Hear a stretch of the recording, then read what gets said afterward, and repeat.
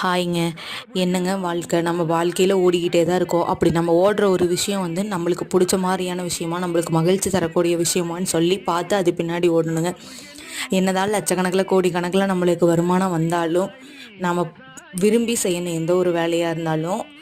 இன்னொன்று, நம்ம சின்ன வயசுலேருந்தே அந்த வேலைக்கான ஆர்வத்தை நமக்குள்ளேயே வந்து தூண்டிக்கணுங்க. இங்கே பார்த்தீங்கன்னா, இவன் சின்ன குட்டி நம்ம செய்கிறத பார்த்து இன்னொன்று பசங்க செய்வாங்க. நம்ம நல்லதோ கெட்டதோ நம்ம எதை செய்கிறோம் நம்மள பார்த்து தான் குழந்தைங்க கற்றுக்குவாங்க.